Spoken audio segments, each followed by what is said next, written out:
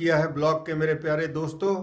25 दिसंबर जन्मदिन है देश के महान सपूत, ओजस्वी वक्ता, प्रख्यात कवि और हमारे पूर्व प्रधानमंत्री श्री अटल बिहारी वाजपेयी साहब का।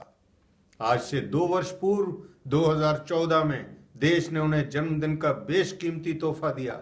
ये तोहफा था देश के सर्वोच्च नागरिक सम्मान भारत रत्न से सम्मानित किए जाने का ऐलान। राष्ट्रपति भवन से जैसे ही ये सूचना दी गई, उनके प्रशंसकों और सारे देश में खुशी की लहर दौड़ गई। अटल जी भारत में राजनीति के उदारवादी चेहरा रहे और एक लोकप्रिय जन नेता के तौर पर पहचाने गए। उनके हिंदी में धारा प्रवाह बोलने के कारण और सबको साथ लेकर चलने की कला का हर कोई दीवाना रहा है। अटल जी के लोकसभा और दूसरे कई फोरम्स में दिए भाषणों को हम आज भी याद करते हैं और सुनना चाहते हैं, लेकिन उनकी एक छवि उनके साहित्यिक पक्ष से भी जुड़ी है। अटल बिहारी वाजपेयी एक माने हुए कवि भी हैं। उन्होंने कई कविताएं लिखी और समय समय पर उन्हें संसद और दूसरे मंचों से पढ़ा भी। उनका कविता संग्रह मेरी 51 कविताएं काफ़ी लोकप्रिय हैं। इस मौके पर पेश हैं उनकी कुछ चुनिंदा कविताएं। पहली कविता है 2 अनुभूतियां। पहली अनुभूति, बेनकाब चेहरे हैं, दाग बड़े गहरे हैं, टूटता तिलिस्म, आज सच से भय खाता हूं, गीत नहीं गाता हूं। लगी कुछ ऐसी नजर, बिखरा शीशे सा शहर, अपनों के मेले में मीत नहीं पाता हूं, गीत नहीं गाता हूं।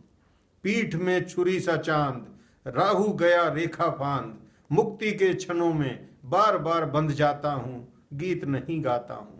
इसी की दूसरी अनुभूति थी कि गीत नया गाता हूं।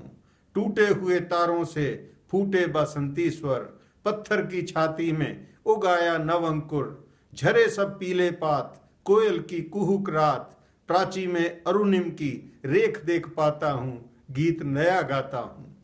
टूटे हुए सपनों की कौन सुने सिसकी, अंतर की चीर व्यथा पलकों पर ठिठकी, हार नहीं मानूंगा, रार नहीं ठानूंगा, काल के कपाल पे लिखता मिटाता हूं, गीत नया गाता हूं।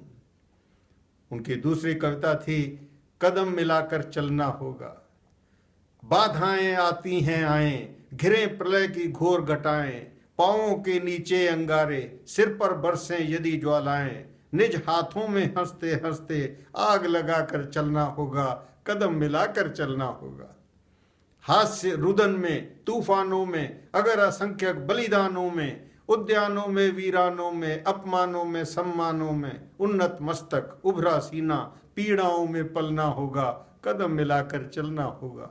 उजियारे में, अंधकार में, कल कहार में, बीच धार में, घोर घृणा में, पूत प्यार में, क्षणिक जीत में, दीर्घार्घ में, जीवन के शत शत आकर्षक अरमानों को ढलना होगा, कदम मिलाकर चलना होगा। कुछ कांटों से सज्जित जीवन, प्रखर प्यार से वंचित यौवन, नीरवता से मुखरित मधुबन, परहित अर्पित अपना तनमन, जीवन को शत शत आहुति में जलना होगा, गलना होगा, कदम मिलाकर चलना होगा। और दोस्तों, उनकी एक और कविता जो मुझे बहुत पसंद है वो थी 15 अगस्त की पुकार।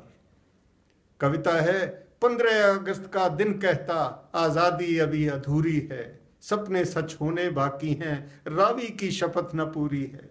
जिनकी लाशों पर पग धरकर आज़ादी भारत में आई, वे अब तक हैं खाना बदोश, गम की काली बदली छाई। कलकत्ते के फुटपाथों पर जो आंधी पानी सहते हैं, उनसे पूछो 15 अगस्त के बारे में क्या कहते हैं। हिंदू के नाते उनका दुख सुनते यदि तुम्हें ला जाती, तो सीमा के उस पार चलो, सभ्यता जहां कुचली जाती। इंसान जहां बेचा जाता, ईमान खरीदा जाता है, इस्लाम सिसकियां भरता है, डॉलर मन में मुस्काता है। भूखों को, गोली नंगों को हथियार पहनाए जाते हैं, सूखे कंठों से जिहादी नारे लगवाए जाते हैं। लाहौर, कराची, ढाका पर मातम की है काली छाया, पख्तूनों पर, गिलगित पर है गमगीन गुलामी का साया। बस इसीलिए तो कहता हूँ आज़ादी अभी अधूरी है, कैसे उल्लास मनाऊं मैं, थोड़े दिन की मजबूरी है। दिन दूर नहीं, खंडित भारत को पुनः अखंड बनाएंगे। गिलगित में गारो पर्वत तक आजादी पर्व मनाएंगे। उस स्वर्ण दिवस के लिए आज से कमर कसें, बलिदान करें। जो पाया उसमें खो ना जाएं, जो खोया उसका ध्यान करें। दोस्तों, अटल जी ऐसे ही थे और अटल जी आज 92 वर्ष के हो गए। उनके जन्म दिवस पर बधाई और शुभकामनाएं। हम उनके अच्छे स्वास्थ्य और दीर्घायु होने की कामना करते हैं और इन्हीं शब्दों के साथ नमस्कार।